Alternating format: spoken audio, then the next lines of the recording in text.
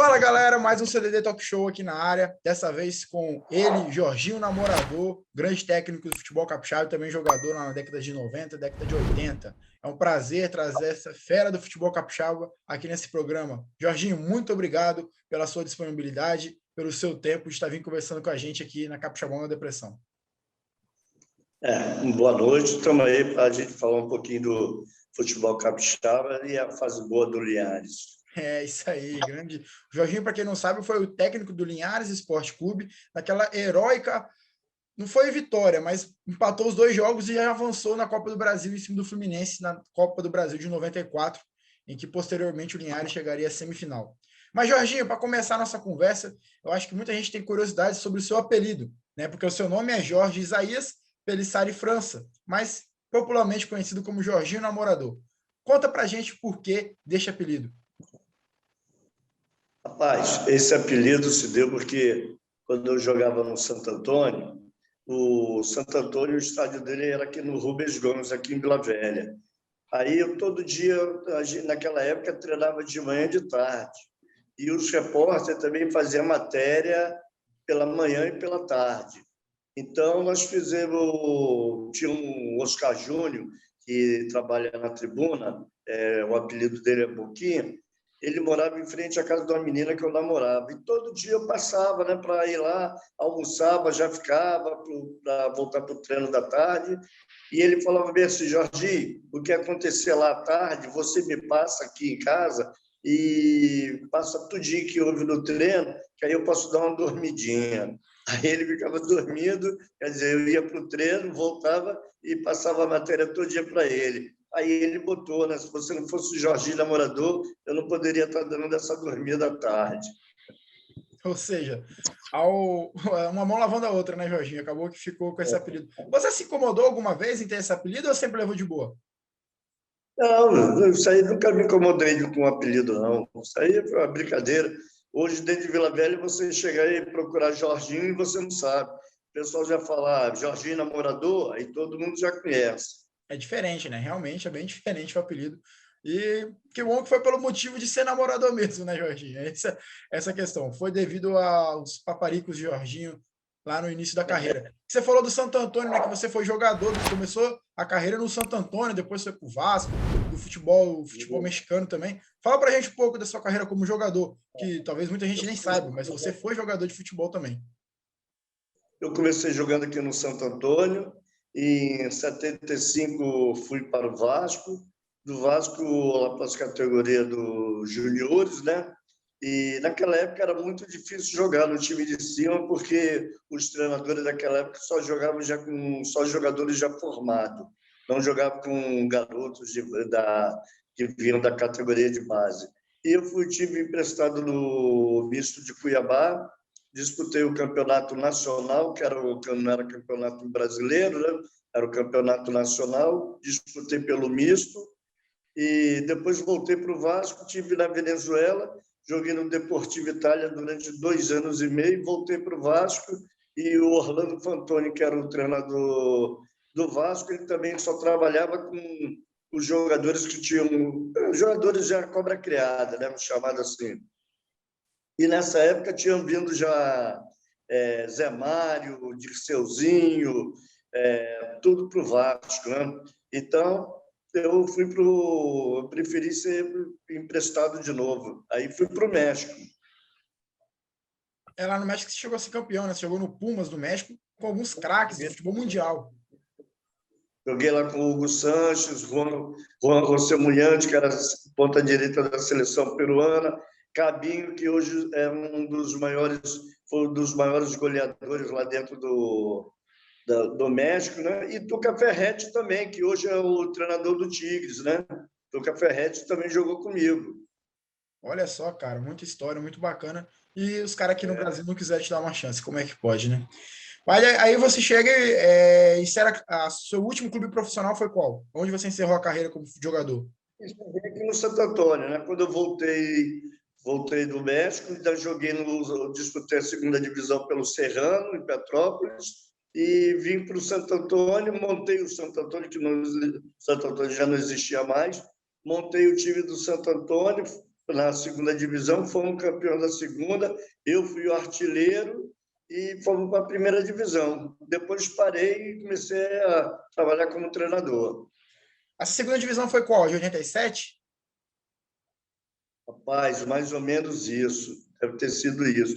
E o São Mateus também disputava É o porque São Mateus. eu estava olhando hoje à tarde nos registros, o São Mateus é o campeão daquela de 87. E vocês foram vice. Aí eu não sei, né, naquela época lá como é que ficou, mas é oficialmente o São Mateus que é o campeão da segunda de 87. Coisas do futebol capixaba. Aí você joga pelo Santo Antônio em 87, depois já vira treinador, né? Começou no Grande Tupi de Vila Velha, lá na Toca do Índio, é isso? Isso mesmo, comecei trabalhando ali nas categorias de base ali do Tupi, né? E o primeiro clube meu a ser treinador foi em 91, no Rio Pardo de Iuna. E fizemos um trabalho bom, chegamos lá em quarto lugar no estado. E esse quarto lugar deu direito ao Rio Pardo de Uno jogar a Série C de 92. Até um destaque aí do futebol alternativo com o clube. Logo depois disputou e acabou também, né? Você vê. Futebol capixaba tem muito disso. E lá tinha estrutura boa, né? Tinha concentração, tinha tudo.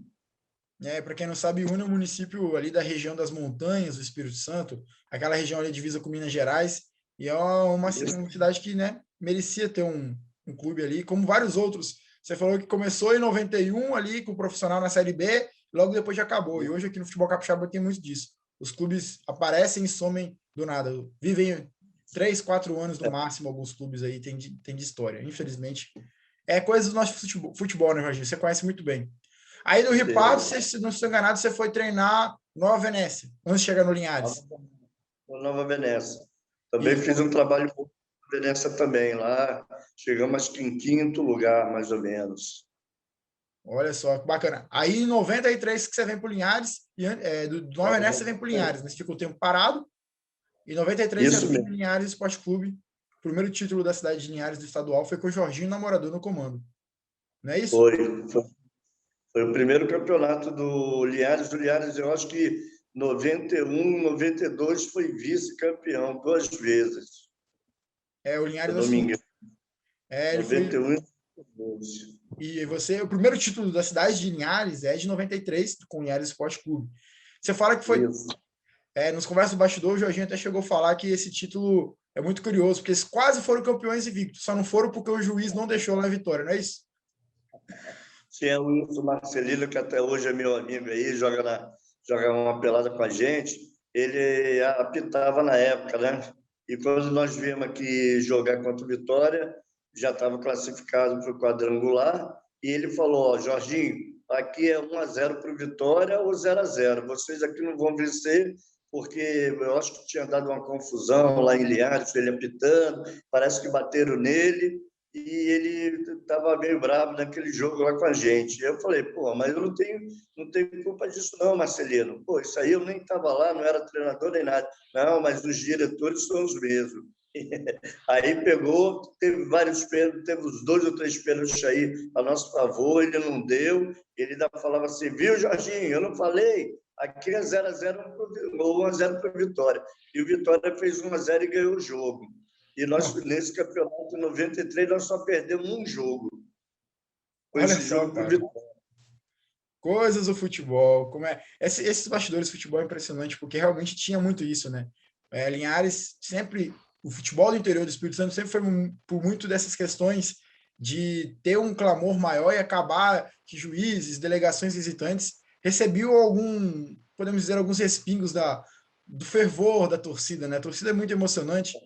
Provavelmente deve ter dado alguma coisa com o Wilson Marcelino, o grande Wilson Marcelino. Bom, e aí 93 campeão da direita à Copa do Brasil de 94, que é o grande feito, talvez, do Linhares Esporte Clube na sua era, que é eliminar o Fluminense na primeira fase. Você comentou comigo que os caras aqui de Linhares, os próprios diretores, queriam que você perdesse de pouco, né? Não queria nem que empatasse, perdesse de pouco. O comentário era para montar o time, né? Para perder de pouco. Inclusive, nós tivemos aí, tinha um rapaz aí que tinha um time amador chamado Macaquinho Borracheiro, eu acho. Isso, Macaquinho Borracheiro. Ele fez um time, foi jogar contra a gente e ganhou. o amistoso, né? Mas os jogadores ninguém queria dividir, né? Porque todo mundo, não, Jorginho, os caras dando porrada pra caramba e os caras todos com medo. Não, deixa eles fazerem 2, 3 lá na gente lá, mas eu quero jogar lá contra o Fluminense. Aí eles ganharam, acho que de 1-0, 2-0. Aí, rapaz, deu uma revolução na cidade. Todo mundo achava que ele que tinha que ser o treinador. A confusão danada. Aí eu falei, não, os caras, ninguém vai botar o pé para dividir aí com esses caras aí, eles não vão jogar, quem vai jogar são os caras que estão aqui no time do Linhares. E aí depois todo mundo falava para armar um time para perder de pouco, né? Que ia ser muito difícil.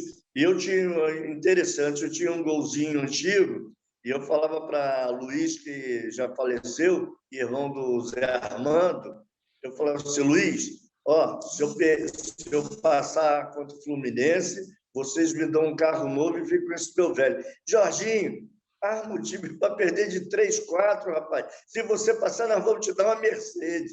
Quer dizer, até hoje eu não ganhei essa Mercedes.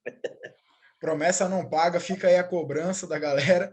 Para a galera que não sabe, o jogo, né, o Linhares jogou a Copa do Brasil de 94 contra o Fluminense na primeira fase. O primeiro jogo foi nas Laranjeiras, 2-2, e no Araripe, em Cariacica, o jogo da volta foi 1-1, e com isso o Linhares avançou para a próxima fase. E, Jorginho, conta aí para a galera quem eram os jogadores do Fluminense. Eu só vou falar que o lateral era o Branco. Aí o restante você fala. O Branco tinha Mário Tilico, Superézio, Lira e o goleiro Ricardo Cruz, né?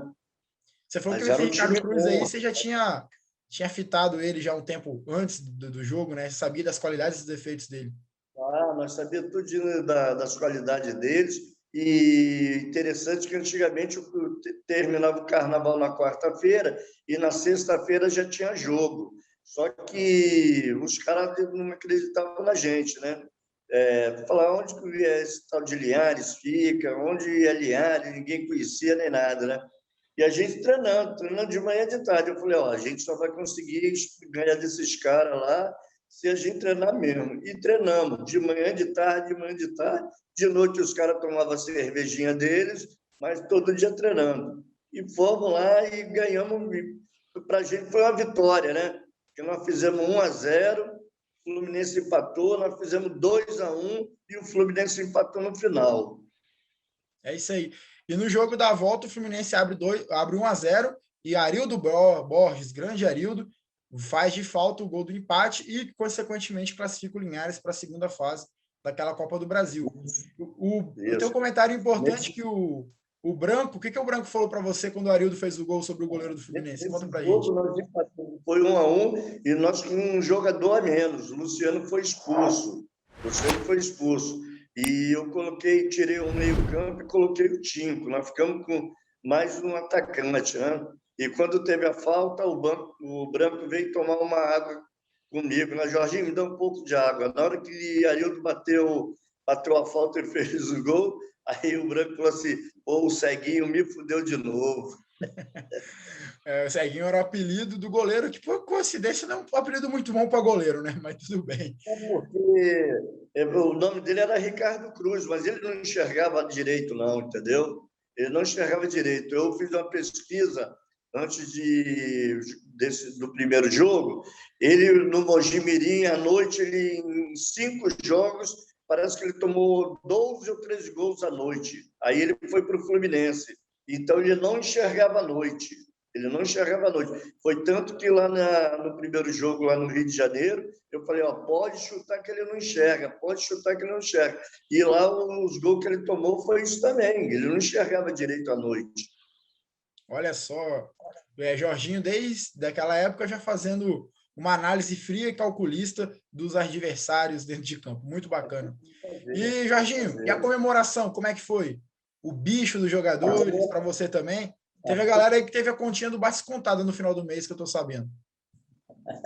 Não, rapaz, depois do jogo, teve uma comemoração muito boa mesmo lá no hotel. Tomamos muita cerveja, tudo, mas no outro dia cedinho viemos para a Vitória, né? O negócio da conta lá foi que chegou no final do mês, os jogadores foram receber, aí falaram, não, mas eu não ganho só isso, não. Não, está descontado aí, ó, tanto chopp que você tomou, tanto galetinho que você comeu de tira-gosto lá com seus amigos. Os caras não tiveram perdão, não. Botaram a caneta para funcionar. Jorginho, eu estava lembrando agora, a gente chegou a conversar, né, antes, que você meio que saiu fugido de Linhares para esse jogo, né? Porque o pessoal, como eu já tinha falado, queria que você perdesse de pouco. Com minha credibilidade aqui dentro do Estado, eu tinha uns empresários aqui da família Quintão, aqui de Vila Velha. Então, eu pedi para eles ver o que eles poderiam arrumar para eu vir me concentrar com os jogadores aqui em Vitória. E eles arrumaram o Hotel Olímpia para eu vir na quinta-feira, ficar aqui na quinta-feira e na sexta-feira ter o jogo. E no domingo tinha um jogo contra o Rio Branco também, que o Marco Nunes não quis, falou que ia ter o jogo e acabou, entendeu? E a federação também falou que a gente tinha que jogar, quer dizer, eu tinha que vir pelo menos com 25 jogadores. E eu consegui isso, só que a diretoria queria que arrumasse mais de uns 40, 50 lugares para todo mundo. E eu falei que não ia arrumar, eu falei que era só para os jogadores. Ah, então vocês não vão. Aí eu combinei com o cara do ônibus, o ônibus passou lá mais cedo, tinha combinado com os jogadores, entramos dentro do ônibus e viemos para Vitória, para o hotel. Saímos praticamente fugidos aí de Linhares. Coisas do futebol. O pessoal não queria que concentrasse. Quer dizer, queria, mas concentrasse família, periquito, papagaio, todo mundo junto, né? Queria muita coisa. E uma sorte danada, né? Que essa família Quintão bancou a quinta, a sexta, o sábado e o domingo, né? Que nós ficamos no hotel. E no domingo nós jogamos contra o Rio Branco e empatamos com o Rio Branco de 1-1 ainda. Olha só, cara. Bom, fenomenal a história. Infelizmente, eu não sabia desse detalhe, né? Você acabou não dando continuidade no Linhares depois que passou de fase. Não foi você que comandou mais a equipe, né? Você acabou sendo mandado embora. Infelizmente tem isso aqui no futebol capixaba, né? Quando tirei o Fluminense, quer dizer, ninguém queria assumir com o Fluminense. Depois que passou o Fluminense, né, que ficou os jogos mais fáceis, né? Aí me tiraram, né? Falaram que tinha que ter um treinador com nome maior, um treinador de peso. Aí trouxeram o Gil, né? O Buffalo Bill, o Gil que jogou no Fluminense. Entendi. Bom, depois que o Linhares passa pelo Fluminense com o seu comando, ele pega o São José do Amapá e passa, o Comercial do Mato Grosso do Sul e passa. Ainda está nesse jogo. Esse jogo ainda está. Não, com o São José você estava ainda. Aí no terceiro jogo que eu saí. Entendi. Aí passou pelo São José do Amapá, pelo Comercial do Mato Grosso do Sul, e na semifinal perdeu para o Ceará, que depois na final chegou também a ser derrotado pelo Grêmio, que foi o campeão daquela Copa do Brasil. Mas mesmo assim está na história. Até hoje o Linhares é o clube com a melhor campanha. Linhares Esporte Clube, para quem não sabe, tem 2. Melhor campanha dentro de uma Copa do Brasil entre os clubes capixabas. E provavelmente vai ser a única. Tomara que logo, logo tenha uma equipe que faça uma campanha ainda melhor. Mas que foi histórica, foi. E está lá seu nome, Jorginho, não adianta. Pegou a escalação que está lá no YouTube. Linhares Esporte Fluminense, está seu nome lá como técnico. É isso que importa. Foi recorde de renda, deu quase 23 mil pessoas no Engenheiro Alaripe. Olha só, cara, como que o nosso futebol atraía as pessoas, né? Hoje em dia, colocar 23 mil pessoas no estádio é uma luta que, meu Deus do céu. Mas que bom. Histórias estão aí. O intuito desse programa é exatamente esse, contar histórias. Por isso que a gente está trazendo você hoje, porque é um personagem do nosso futebol e a gente tem muito só que agradecer por você estar aí topando. Jorginho, depois do Linhares, você continuou sua vida como técnico, né? Aí você chegou a encerrar sua carreira como técnico quando? Eu encerrei, acho que em 98, mais ou menos. O último clube foi o Linhares, né? Dentro do estado, eu só não treinei a Desportiva, né? Na Rio Branco, Vitória, no Castelo, tudo aqui eu treinei. Esses times todinho aqui. O único time que eu não treinei mesmo no estado foi a Desportiva. Desportiva Ferroviária, que naquela época também estava voando, jogando brasileiro e tudo mais. Coisa muito boa. Era campeonato bom, né? Jogava Jaime, jogava Andrade, jogava no Rio Branco, era Cláudio Adão, era time e coisa. Só qualidade, só qualidade. Verdade. Jorginho, hoje você está morando em Vila Velha, né? Você já falou, tá aí tranquilão, de boa em casa. Você já comentou comigo que muito do motivo de você ter parado com o futebol capixaba foi a questão de não pagamentos, prometia e não pagava, aquela história que todo mundo aqui do futebol capixaba conhece. Mas se hoje o telefone ligar, Jorginho, o salário é tanto, volta aqui para o futebol capixaba, treinador, algum dirigente, alguma coisa, Jorginho está à disposição?